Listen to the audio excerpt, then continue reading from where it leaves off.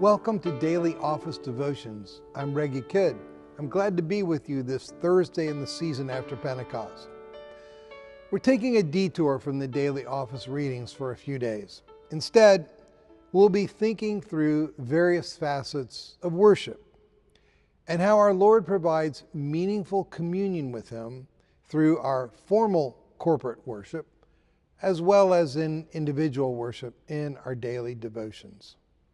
The thoughts offered here are excerpts from articles I wrote for Worship Leader magazine a few years ago. Happy Little Trees.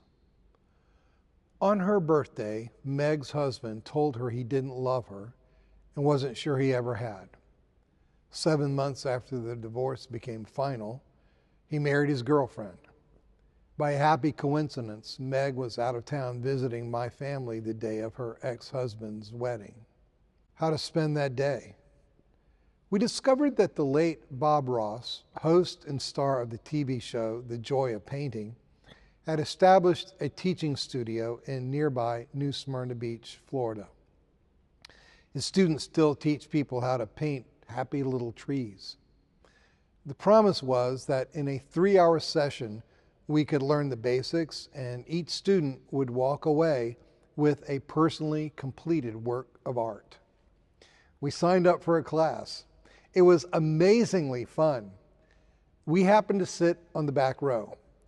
We couldn't help but notice the 2 teenage girls in front of us who didn't fit the middle class profile of most of the people in the room.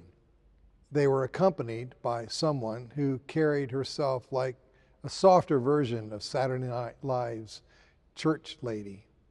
Nobody in the class was having more fun or experiencing more delighted surprise at what was showing up on canvas than these girls.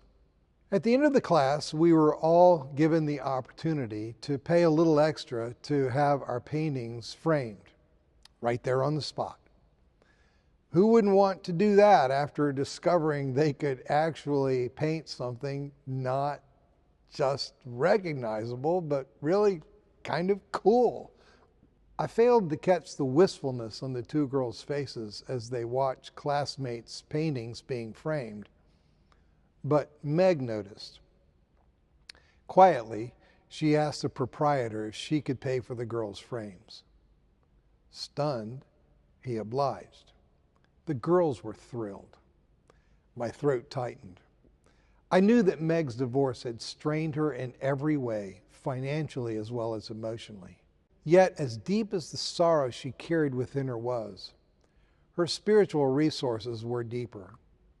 On a day in which she could have nursed bitterness, she created joy for someone else. Meg's act was horizontal worship.